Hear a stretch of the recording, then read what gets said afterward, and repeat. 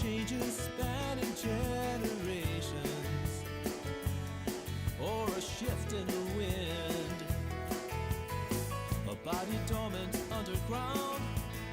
His world is right. Welcome to Onward Live, a live stream focused on encouraging you to create a life you love living now. Let's go beyond success to significance. Being clear on our why is crucial. It requires doing the inner work, finding ourselves, getting to know ourselves, embracing our inner child, shedding social conditioning, and letting go of perfect. We know obstacles make us stronger. We can dream big and take action. Believe you can, and you're halfway there. I invite you to tune in every week and engage with me and my inspiring guests. Invite your friends. Let's make time for what matters most in our lives. Let's move onward together. Hello, everybody. Thank you. I see we've got some people watching, and I'm excited to have you here. And I appreciate you. I appreciate all the listeners. And thank you to everybody who was there last week for the 3-year celebration of the Onward podcast. 3 years, 199th episode. So Thomas, you're the 200th episode that I've recorded. So that's pretty cool. And today's June 1st. So 3 years ago, today was my first day of freedom. I retired on May 31st, and then June 1st, I was like, what am I going to do? It was fun. When I think back at how much I've changed since then, it's amazing. And, I just wanted to share a little bit about my coaching. I'm a certified core energy coach. And if you're on LinkedIn, you're wondering what's ELI/MP. So I'm an Energy Leadership Index Master Practitioner, which is an assessment I can do that helps us understand the energy that we bring throughout the day to the rooms, not just our physical energy, but our mental energy, our emotional energy, our spiritual energy. And the core energy coaching process recognizes that true change comes from within. And that's when I had a webinar last night on energy leadership. And one of the things I said is, when I retired and after I've started working on myself, the world didn't change, but I did. I changed on the inside, and that changed my whole external world. And, maybe I'll do an episode on that, what I mean by that. But tonight we've got Thomas Rosenberg in the house, and I'm excited to have him here. I met him through a mutual acquaintance of ours, Oleg, and it's so cool how people just make connections on LinkedIn or through social media. So many new connections have been made through social media, and that's a good thing about social media. So I love that about it.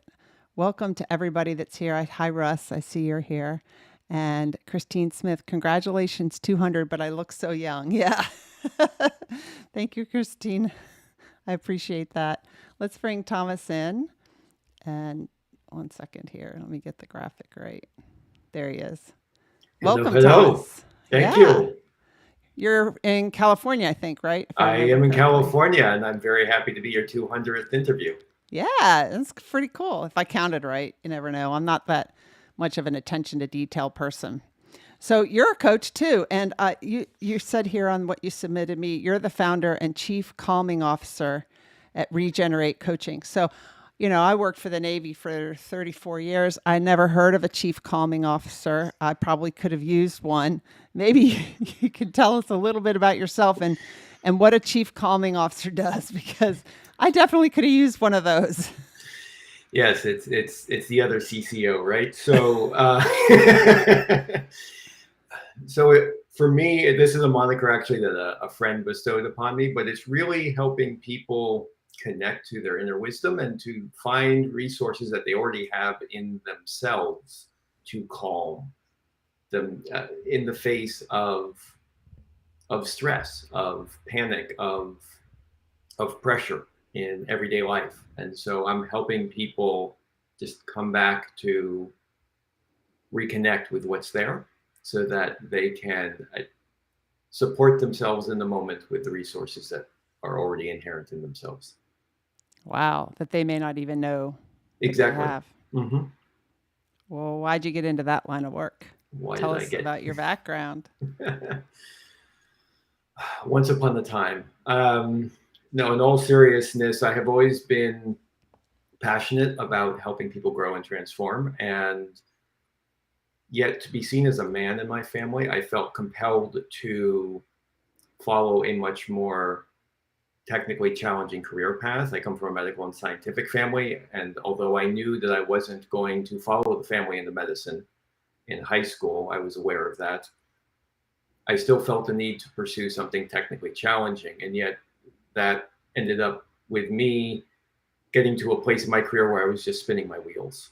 And 8 years ago, actually on the 13th, it'll be 8 years on June 13th, I had a near fatal bicycle accident and traumatic brain injury and some broken bones. And knowing, because my mom worked in occupational therapy and so had experience with rehab, I knew that there was no guarantee how much my brain, my cognition would come back. I worked really hard for 2.5 years to make sure that came back, but it was very clear for me after the accident that I was going to be shifting from the technical to the people. And uh, that really led me towards coaching. It just seemed like a natural fit where I could, instead of sticking myself into somebody else's box, to the point of your podcast here, it was really to how can I bring all of my gifts to the world and create a life that I love living. Yeah, yeah. Why does it have to take, for some of us, it took something traumatic for me too. Why does it have to take something like that to get us to wake up?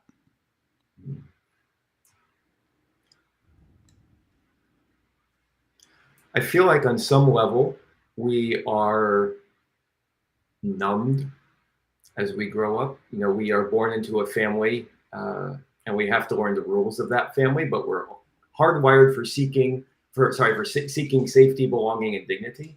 And along the way, some edge of us needs to be compressed in some fashion so that we can show up and we can feel safe, that we belong, that our dignity in some fashion is acknowledged. And we have these narratives, these stories that are told to us by society. And so it's like, well, we have to have this, you have to have, I know for some people, it's like, I have to have the white picket fence, I have to have the house, I have to drive the SUV, I have to have the dog, I have to have the 3.2 kids. And, you know, whatever it happens to be for you, but there are messages that we are given about what life is supposed to look like. And then we wake up and it's like, wait a minute, is this my path? Yeah. And it doesn't always have to be traumatic, but it can be, I guess, in some cases, dramatic, just feeling that wherever that crucible happens to be. For some people, it might be a divorce. For other people, it might have been, for example, one of my clients, it was the pandemic bringing his kids home for school. And just like, I have this job, It's like, well, wait a minute, how do the kids fit into this? How does my marriage fit into this? And sort of saying, oh, okay, so there was that compression. Yeah. And I feel like there needs to be some sort of inflection point that doesn't have to be as traumatic as it was for you and I, or dramatic, but at least there needs to be that acknowledgement that what has been the story all thus far is not working any longer. It no longer serves who we are and where we want to be and what we want to live. Yeah.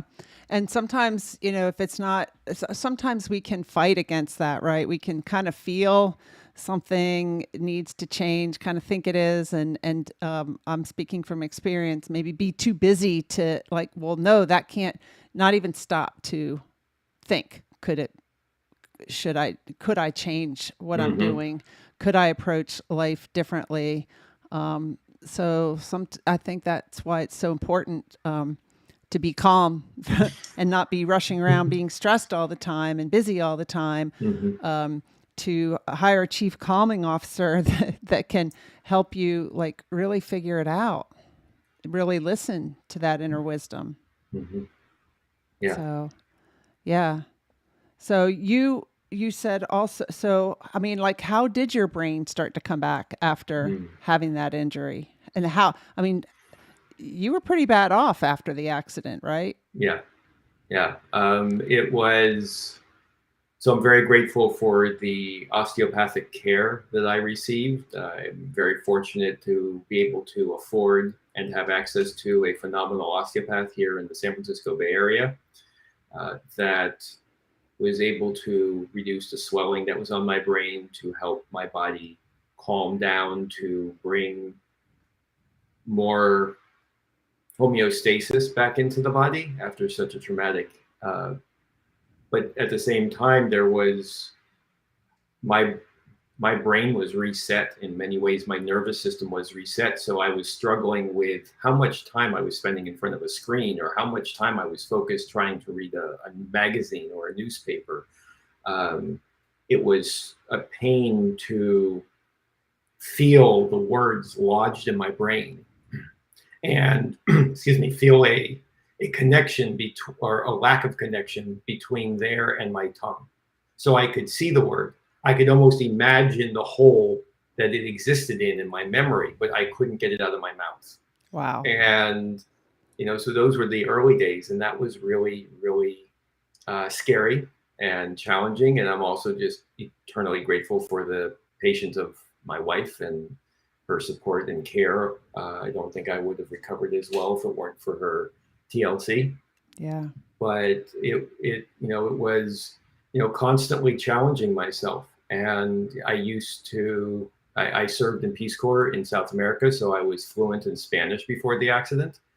And it was I didn't know if I was going to be able to get it back. And it was 4 years after the accident, almost 4 years after the accident, that we returned to Bolivia for our goddaughter's graduation from medical school. And that's when the Spanish came back. But I didn't know if I was going to be able to do that. Had you tried like Spanish before you went over there and you just couldn't remember, and then you went over there and it started just come back, or what? It was really rusty and jerky. And so I can remember some things, and some things flowed out of my mouth very fluidly. Other things, it's like, okay, I know that word. What is that word? Again, it was the same gap between brain and tongue. And like, how do you make the muscles move in that way? How did you stay calm? How did you not give up? Hmm.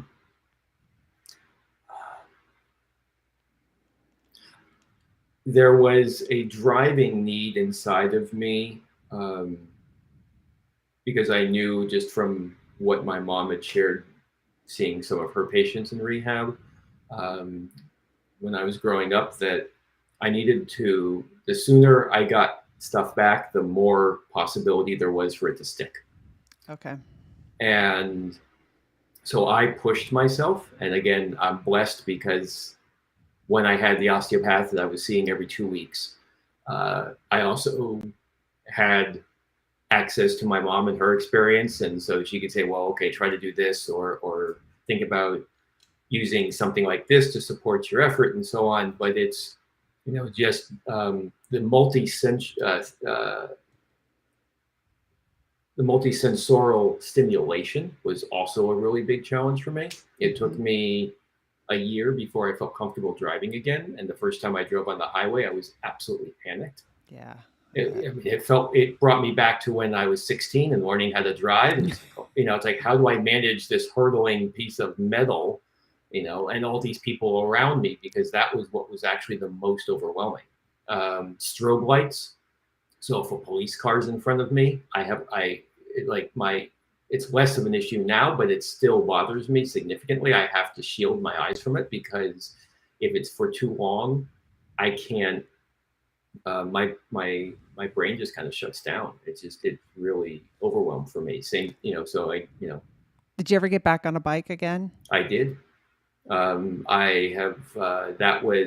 It took me 3 years before I started to get on the bike. I remember I actually stopped right near where I crashed, and told my wife. It took me 4 years to remember what happened in the last half mile. Wow. So yeah, but I have been riding, not as consistently as I used to. I was a competitive cyclist in college. So, but yeah, it's a journey, right? Wow. Yeah, definitely. And you said that something else that inspired you was taking care of a friend Mm-hmm. who was pass- Yeah. passing away, I think. Yeah. So right about the time that I was feeling more confident in my brain. So 2015 was proving that I had a brain.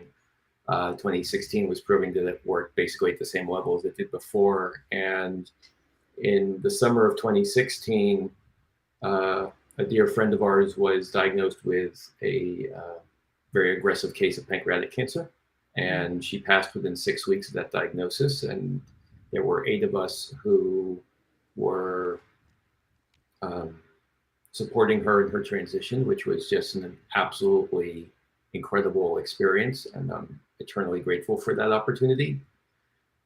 What inspired me about her is how she found ways to share all of her gifts with the world. And she lived so richly. And just to be able to see that and to hear about that and the stories that we were telling each other and the reminiscing that we were sharing, the 8 of us. And I thought, that's what I want. What am I spending my life energy doing? I want to be able to share all of myself authentically, vulnerably, fully, so that I may really taste life however long I have left. And why am I trying to squeeze myself into somebody else's box? And that was just so clear for me. And so I just said, I'm going to follow Casey's example. And I love that. yeah. Yeah. Having being by someone's side as they're passing away Mm-hmm. is really life changing. Yes, it is. And Christine says, you got the term "got to get back on the bike." It's such a climb of courage in your life. Mm. Yes, and funny that you say that, Christine, because I am a climber. I'm pretty lightweight. I have for my size, and I go up hills real easily. Yeah. Well, I was going to say something else, which is today I was on a podcast. I was being interviewed by a podcast that's it's Campfire Capitalism, I think. And a lot of the people that Desmond interviews are talking about, B2B sales and how to make 6 figures, 7 figures, 10 figures. Mm-hmm. I mean, 10 million figures, whatever. And it's like, what I talked about is who are you being while you're making that money? Mm-hmm.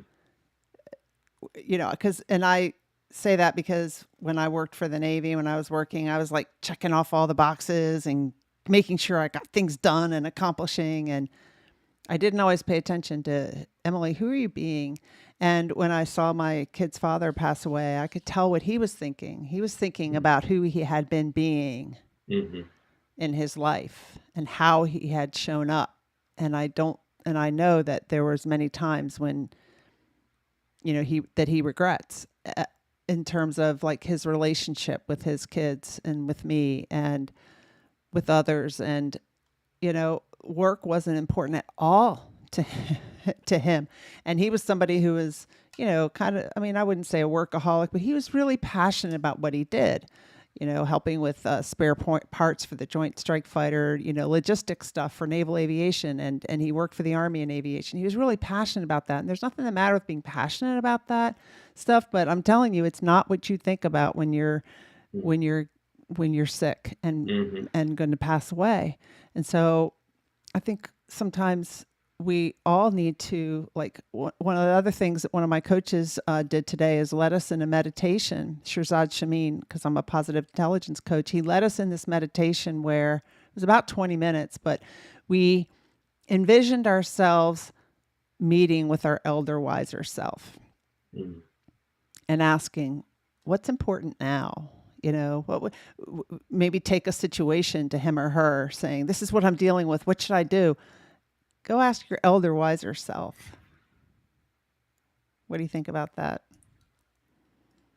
Absolutely. I think that's, I haven't heard of that exercise, but it makes complete sense to me, just in terms of what if we can tap into that wisdom on a regular basis? What are those resources that we're skipping over?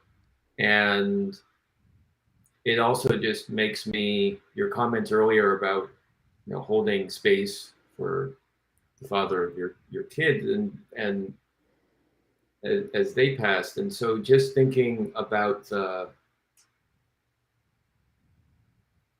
two books come to mind. So one is Stephen Levine's A Year to Live. And Stephen Levine passed a few years ago, but he spent over 30 years working in hospice. And so a lot of these questions, like what are the regrets? What is it that you want to do? And there's a friend of mine, actually, a fellow coach, went through a year-long book club around that book. So it's out there, and it's just fascinating to see what that can bring up. And then there's a more recent book that was published, 4,000 Weeks. It's the same thing, right? It's like, what are we spending our life energy on? And to your point, how can we come back to the wisdom that already exists, right? Because I feel like when you're tapping into that, not having done that exercise in particular, but my sense is you're tapping in, it might not just be your elder self, it might actually be the universe that is channeling through you. And sort of like, what is the right way to walk through this situation, this life?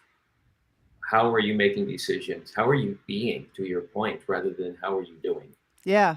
And what he did at the end of that meditation, he asked us to, maybe think about a particular situation that we're facing, or think about, in our relationships, what would our elder wiser self say right now? What's important right now? What's not important right now that I'm focused on? What's not really important right now? Yeah.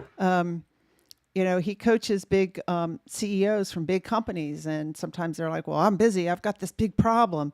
Okay, how can that problem at work, because he was talking about self-actualization, we all want to improve. We all want to become the best person we can be. So how can this problem or this challenge at work be a gift or an opportunity in terms of helping you self-actualize, helping you becoming a better person while you're, kind of solving that problem. So think about both things, just solving the problem, and then also how are you becoming better? How is this a gift for you? And then at the end of the meditation too, he said, now imagine integrating yourself with that elder wiser self, because you're still that elder wiser self is in you, just like that child you is in you.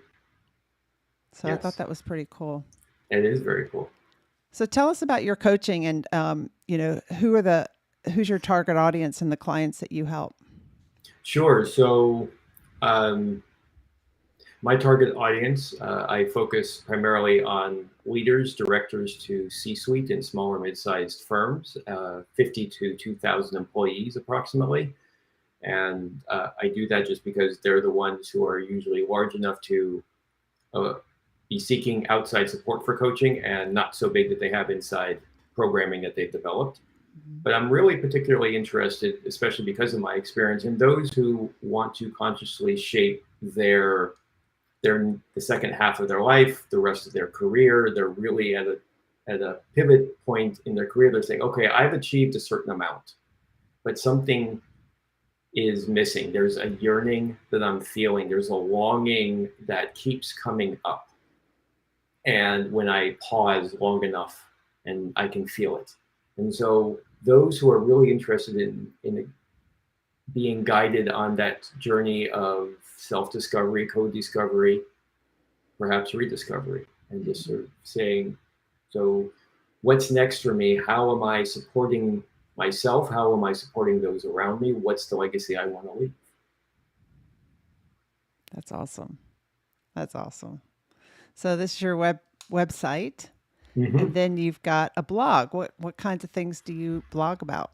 So I'm blogging about some of the things are more personal, certainly about my own experience, but it's really talking about the different aspects of leadership and going into more depth than most blogs I feel do with regards to the different aspects of leadership. My coaching training is one, I'm an integral coach. So from New Ventures West, if there are any New Venture West folks out there here in San Francisco, it's the home of integral coaching that takes the whole person and their entire social context into consideration. So it's a developmental approach and really helping somebody deepen on their developmental journey. After age 26, it's no longer biologically determined. So it's a question of choice, that self-actualization that Prasad was talking about. Yeah. And so for those who are choosing to go down that path, and I am, so I received my certification from them, and I am currently pursuing another coaching certification, in part because of my experience healing from the accident with the Strozzi Institute and somatic coaching. And so it's really working through the body. We are what we practice, how we talk, how we sit, how we speak, how we stand, how we hold tension. And that influences how we are perceived, how others perceive us. Oh, yeah, for sure. So somatic coaching. Mm-hmm. Wow, I hadn't heard of that. Yes, and it's we learn through the body. So thinking of walking, talking, reading, writing, driving, just name a few, right? Those are all learned through the body. And yes, you can talk about something, but when you experience it, it's a completely different sensation to be able to say, oh, right, this is what that feels like. And it's a whole body experience. It's not like, oh, I know that when the sun rises, the sky turns pink, right? Yeah. It's like, that's what it feels like when the sky turns pink. Yeah. So Christine has a question. Mm-hmm. Have you seen a wow aha moment for a person in leadership that you coach that has energized you? What a great question, Christine. Yes, I am fortunate that there have been many of those moments. One was, I'll just share two quickly here, one was with one of my earlier clients, and it just really stood out for me because his excitement. But he was moving up from, I guess, sort of junior executive into a more executive role, and he was trying to be that little kid. He's like, "Oh, see me, I'm here in the room, see me." And I said, "What if you didn't do that? You were just to ask questions, to bring people back to the core of what the conversation is supposed to be about." And so he started doing that, and it changed his relationship with everybody in the room, and he was seen as a more mature leader just because of the change in how he showed up. And he was so excited, and it just also made his life so much easier because he didn't have to work so hard. Yeah. And it's just like he just showed up as himself, and he asked questions that were percolating, and he didn't feel like he needed to be leaning forward, raising his hand all the time. Another one was just recognizing this client I had more recently, was him recognizing that he was living somebody else's life and that he had choice to choose. He had the choice to, am I following this path, or am I cultivating one that is authentic to me and the way I want to live, the way I want to raise my boys, the relationship I want to have with my wife. I love that. It's so awesome as a coach when you can, that's what we want to do, right? Help people. And when you help people and you see them taking action, because you can't do it for them. The client has to take that action, right? Mm-hmm. Yep. You can inspire them, you can encourage them, you can ask empowering questions that have them see a different aspect of themselves or their situation. And but the client actually has to do it. So absolutely, the client does the work. I'm just holding the space. Yeah. And so Tony says, I've known Thomas for over 20 years. He's always been a CCO, and I know what she means, Chief Calming Officer. Thank you, Tony. Greg Olson says, interesting. So our ALS veterans and DAV heroes. I'm not sure how that, what that comment was in respect to with what you were saying, but Shannon says, hi, Shannon. Welcome. I'm glad you're here. Shannon Epps. She's a regular coming here watching us, watching the show and interacting in the comments. So if you guys have any questions for Thomas, let us know. So in Thomas, what you submitted to me, you said you rediscovered the forgotten wisdom of your heart and your body. What do you mean by that? After your accident? After my accident, sure. So especially with the traumatic brain injury, my cognition was forcibly quieted. And I was forced to seek out resources that are innate to all of us, but that I had disregarded or just forgotten about. And discovering how much was there, how much richness, how much opportunity there was to sense into what was going on around me and what was right for me, or like what was right in the moment, how to make a decision. Neuroscience has shown us that our bodies are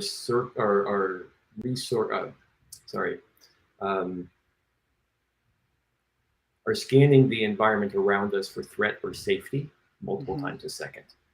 And yet we forget about that. It's like, how many times a second? Multiple times. Wow. Okay, so just thinking about that, it's like, you're talking with somebody, all of a sudden you like, oh, I felt a strange vibe all of a sudden halfway through the conversation. Well, that was your neuroception going, something's off here. Or you walk into a room and you're like, I could cut the tension with a knife. Right? That's a threat. And it's just like, what do you do? And that puts you into a certain state. And so if you know what's going on for you, and you can say, oh, so what's going on here right now for me?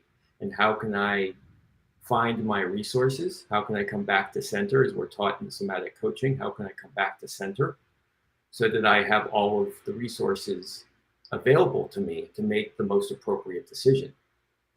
I like that, because sometimes we think that all the resources available to us is what's outside of us, right? Let me go read a book. Let me go talk to somebody. Let me do this or that.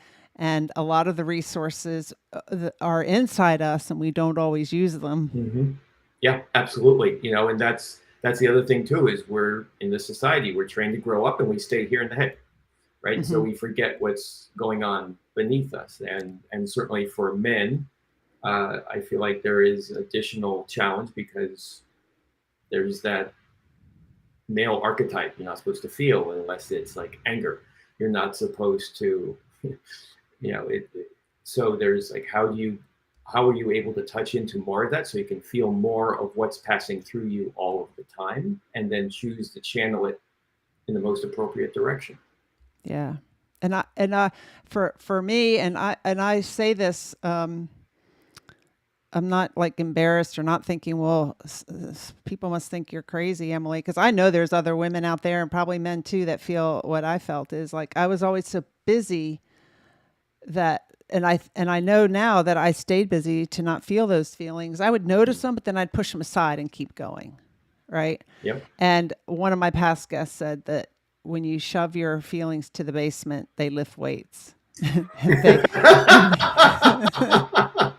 And it's true, they did. I mean, because like all the feelings from when I got a divorce from my kid's dad and stuff like that, everything started coming back when he was sick and when he passed away. And I just had to process all of the stuff that I had never even processed. And I think that it can make you sick. It can make you sick, and you can make you feel aches and pains. It kind of just it's like stuck energy that just stays in us. And it's really key to notice that and to feel it and to acknowledge it and to let it go. Absolutely. Absolutely. It is, Yeah, I think that's also the definition of trauma, right? It's stuck energy. Yeah. Yeah. So if you can allow everything to flow through you in the Right. moment and feel whatever it happens to be, that's the other thing too, is the distinction between I am angry, so you're identifying with it, rather than I'm feeling angry. Right. Are you allowing that wave? Think about it as emotional surfing. Right? Right. Let the wave move through you, but if you let it carry you to the beach, it's going to hurt when you land. Yeah. Yeah. And when I retired, I knew that I wanted to feel my feelings again. I couldn't even really name them, and I know Brene Brown's had this one guy, I don't remember his name, on her show where he wrote a book called Permission to Feel, Mm. and he lays out all these emotions, because I could have told you happy, sad, glad, So I would work with a coach, and she'd ask, "Well, what do you feel about that?" I'm like, "I don't know. I know what I think, but I don't know what I feel." Mm. And it's so important to be able to name your feelings, not Mm-hmm. just your thoughts, but name your feelings and actually feel them and acknowledge them. Mm-hmm. And then take a deep breath and let them go. And sometimes it takes more than just a deep breath. Sometimes it takes a lot of feeling your feelings. Yeah. And just as a real life example, I gave this on the show just so listeners can, like, well, what does that mean? It means, like, one night my dad said something, that I live near them, and he said something that triggered me, and I got really frustrated by it. And on the way home, I wanted to, and so what I do when I get frustrated, it's knowing how you react in situations and then choosing how you would rather respond and respond that way. But this was a big stressor for me, so I didn't react the way I would have wanted to. When I react, I just kind of withdraw. I don't go into conflict, but I just withdraw, and I'm just like, don't say anything. And so on the way home, and I don't drink a lot, but on the way home, I wanted to stop at the grocery store and get wine. I didn't. I kept going. But then I wanted to watch TV, right? So these are all ways of numbing and not feeling the Mm-hmm. feelings. Mm-hmm. So I sat there, felt the feelings. What am I thinking? What am I feeling? How does it feel? Journaled. And it was hard. And then I was able to kind of understand myself better and to reconcile things and accept some things about my dad, and to understand why what he said triggered me. Instead of blaming my dad, you said that and it hurt me. Look at myself. Why did I get triggered by that? What does it say about me? Mm-hmm. What am I still holding on to and not letting go? That's just like a real life example. And maybe you have another one that you want to share too, Thomas. Well, absolutely. I mean, there's the fascinating thing with the Strossi work, certainly over the last 9 months, is just it's opened up a lot of insights. But for me, it was one of the big ones recently was just recognizing how there was something that I had been holding anger towards my father for since I was 10. Right? And I didn't know that. It was still in my body. And it's like, oh, this is what has been shaping our relationship for the last 43 years. And Wow. right, so it's just like I had no idea that I was still holding on to that. And to at least acknowledge it and say, oh, so this is how it shaped me. This is how I've shown up because of it. And in so many different situations, whether it was, it just is really fascinating. It's like, oh, whether that's even with clients now or with friends or all throughout my life. It's just, this is amazing. I had no idea that this is why I was showing up that way, and why this was even annoying for other people sometimes. Now That's I so know where it comes interesting. from. Yeah. Because we look at the world through these lenses, these glasses. To put on these glasses. These Mm-hmm. glasses have a lens of all my past experiences, what I was taught when I was growing up, everything. That's how we look through the world. Mm-hmm. You were still looking through the world with a tint on there from something that happened when you were 10 that you Yeah. didn't even realize. Exactly. Yeah. I got used to the tint. Yeah, you got used to the tent. It looked fine to you. Mhm. Didn't know that there could be a different tent. Right. Exactly. Yeah. Greg, I'm sorry to hear that. He said his dad got diagnosed with ALS at 57. It 7. changed his life. I bet you it Mhm. did. Yeah. Wow. Mhm. I'm sorry to hear that, Greg. That's a tough. ALS is no fun. Mhm. It's really challenging. I'm sure it was challenging on you too, Greg. Christine says, let's see. Oh, wait, where's she say? That's scary, Emily. When you push your emotions to the basement, they lift weights. Yeah, it is really true. So, Christine says, so true, Thomas. These long held feelings shape us and how we look at our world, ourself, and our others. And a lot of them, it's unconscious. It's in our subconscious. We don't Mhm. even know. Yeah. One of my teachers says that we are usually trying to solve a problem that we started trying to solve as children. Well, the thing the thing with my dad, I love my dad. He was, I was a good basketball player, and I was also like had the pleaser attitude, and I was always trying to please him and do better and score better. And, and after a game, he'd say, good game. Now, you remember that time when you went right, you could have gone left. So I kind of developed a pleaser mentality, and I'm always trying to please him. I'm 59 and I still sometimes try to please him. So Mhm. it was a situation where he didn't react how that doesn't even impress you, whatever I had said. Mhm. And so that's what made me look at myself. Why am I still trying to please him? Yeah. It, and in many ways I'm not, but in that way I was. So Yeah. Mhm. Greg says it was actually good. Well, I'd love to hear more about that, Greg, when we have it, if we have a chance to chat at some point. Okay, so what is it? What you work with? So the company hires you, or the individuals hire you? Both. It really depends. Sometimes execs aren't going to get that support for within the company, Mm-hmm. or they don't want the company to know about it. Mm-hmm. Other times, the company,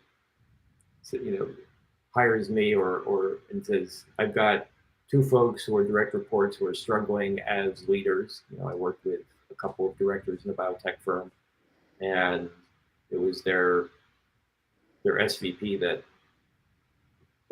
hired me to work with them because he saw them struggling to make that shift from really superb scientist to effective leader of a team. Of Yeah, course, it's a completely that's different skill set, but yeah, that's a they big were. shift. It is a big shift, and so helping them work through that and recognizing what what were the narratives that they were trying to lead with. So that was really helpful. Yeah, I mean, Yeah. when I worked, I didn't get a coach until I worked for the Navy as a senior executive. So at the very end of my career is when they're like, "Oh, do you want to coach?" And that's when they usually, get coaches for people. And there's a lot of mentoring, but mentoring is not the same as coaching. Mm-hmm. Mentoring's like, how did you get to that job? I want to get to that job, and someone Mm-hmm. tells you kind of how. But coaching is not telling you how to do anything. It's, empowering you to find the answer within yourself. And I commend those companies for investing in a coach because that's really awesome. Not everyone does that. So Christine's asking, could you give more examples of somatic therapy or coaching that you use with your clients? Sure. So it is coaching, not therapy. I'm not a licensed clinical specialist, either social worker or therapist. But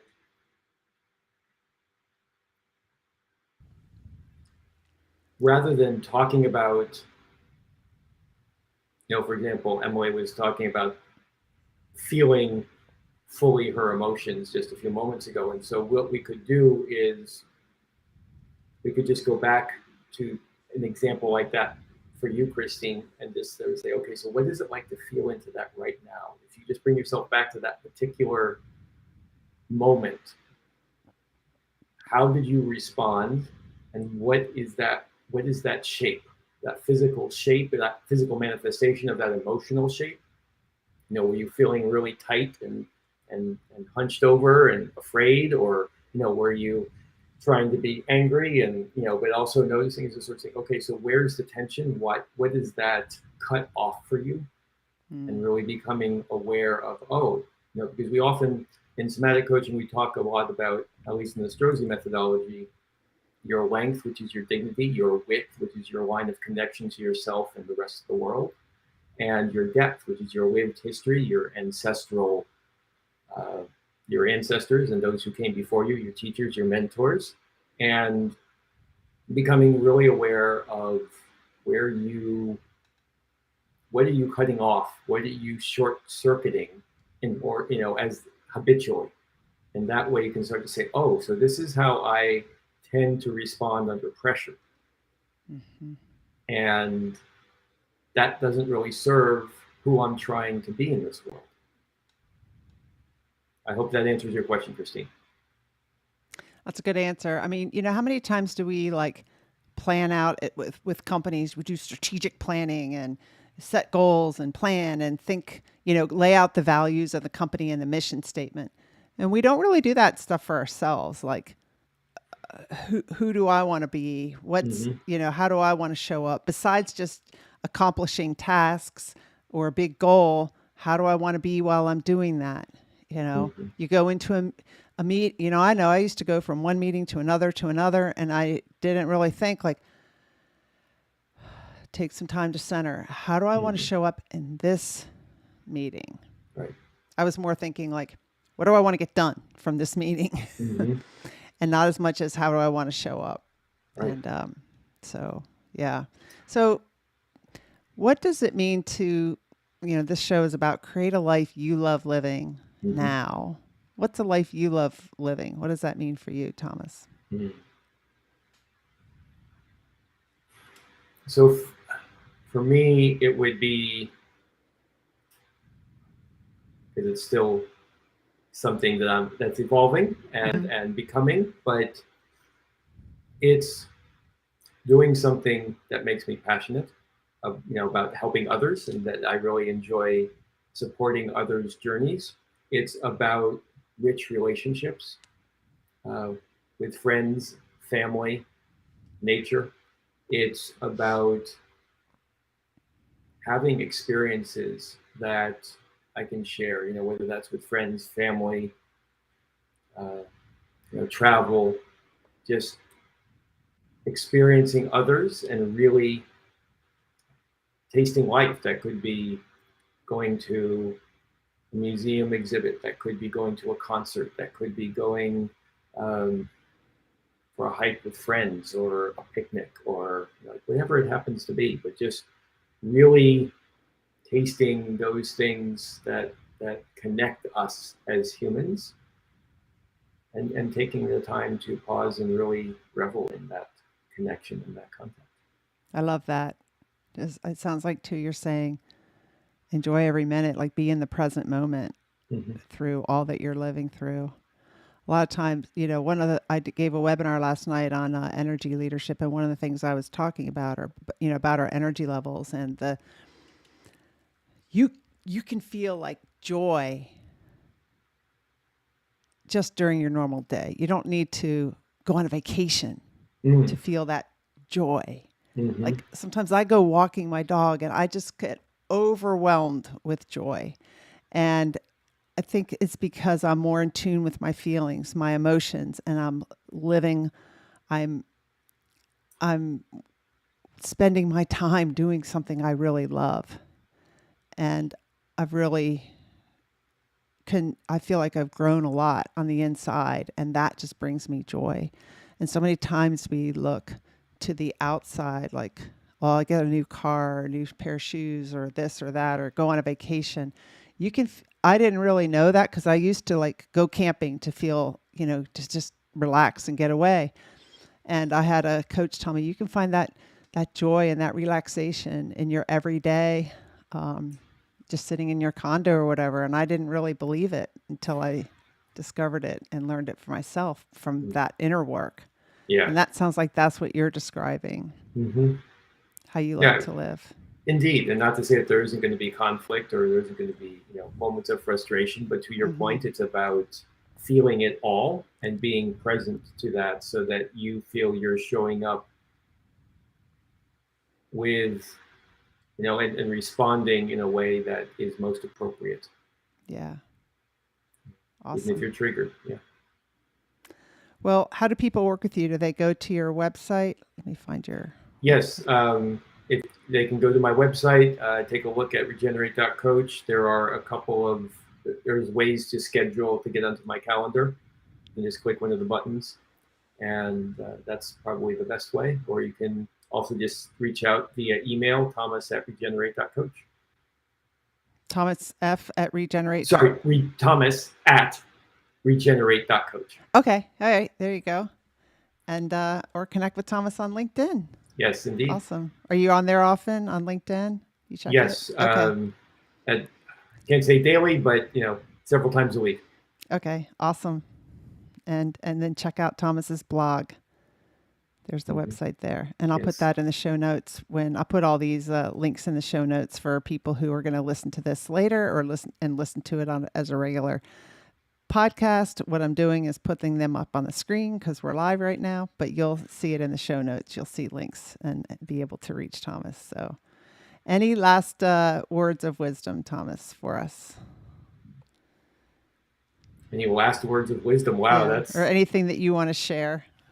No, I just thank you very much for having me on. It's been a pleasure being in conversation with you. I'm really glad that Oleg introduced us, and I hope listeners and watchers have found this fruitful and insightful. Yeah. So thank you. Yeah. Thank you so much for being on the show. I really appreciate it. I've really enjoyed our interview. I'm going to put you in the green room and we'll wrap this up. Alrighty. Thank you, everybody who commented and participated in this live stream. I really appreciate you. It's always nice to have people engaging in the chat. I see another chat here. Christine says, physical manifestation of that emotional shape and so much more. Somatic coaching from Thomas Rosenberg, Chief Calming Officer. Yes, thank you, Christine. I appreciate you. So thank you, everybody, for being here. Now, I am actually doing something that I encourage others to do. I'm taking a little break. Next week, I'll be on a short trip, kind of work-related. And then the week after that, I'm going to be spending a week with my grandson and my son and his wife. And we're going to go to my son's dad's brother's house and just chill. He lives on the eastern shore of Virginia, so on the water. We're going to do some fishing and just hang out. And then the week after that, I'm going to Portland, Oregon for the World Domination Summit. I've talked about that event on the show before. That's the event I first went to in 2014 that introduced me to coaching and a whole different way of being and living. That made me think, I want to kind of do something different. And I did when I retired. I didn't do what people tell me I should do, like be a government contracting consultant. I became a coach and a podcast host. And then that's kind of how I learned about coaching and podcasting when I went to that World Domination Summit. So what I'm going to do is just replay some interviews from that I've done in the past the next few weeks. So if you want to come and check out my Facebook and LinkedIn at 7:30 on Wednesdays, you will see a replay of a show. But other than that, yes, hi Gracie. Yes, I will be out of town and enjoying life. Yeah. And I'm going to do it again in July because I'm going to take my grandson to Denver and see my daughter. We're going to go look for dinosaurs at Dinosaur Ridge. So, I love everything that I'm doing, and I am also making time for friends and family. And I've never taken a week off, actually. So, no, I did. I think over Christmas, but I'm starting to do that more. And it's awesome. And I know you guys won't forget about the show. You'll still support the show. So, thank you all again for watching. If you want to learn a little bit more about me and the coaching that I offer, you can go to my website, which is emilyharmon.com. And another thing that I do is I lead the Onward Movement, which is a Facebook group, Facebook community, which is all about creating a life you love living now. And one of the things that I'll be away for is on June 10th in Maryland, we're doing a little hike. So I call the people in that group onwarders. And so onwarders that are in the Maryland, Northern Virginia, DC area, and anybody else who wants to go, if you don't know about it, reach out to me and meet us at Calvert Cliffs on June the 10th. We're going to do some hiking and look for shark's teeth. You know, it's kind of neat that it's right at the Chesapeake Bay, and sharks used to roam that bay, and you can find shark's teeth that are millions of years old if you look really hard. So thank you all for watching. I appreciate you, and we'll be back again next week. Not live, but a replay will be playing next week. Have a great week, everybody. Onward Live is sponsored by Emily Harmon Coaching and Consulting. Visit my website, emilyharmon.com, to learn more about me and my coaching programs. I'd love to help you create a life you love living. Remember, every adversity is our own personal university. Sometimes the lessons are difficult, and we must learn from our experiences. Vulnerability is your superpower. You are lovable and worthy. And we discuss these topics and more because professional is personal. Thank you for joining us in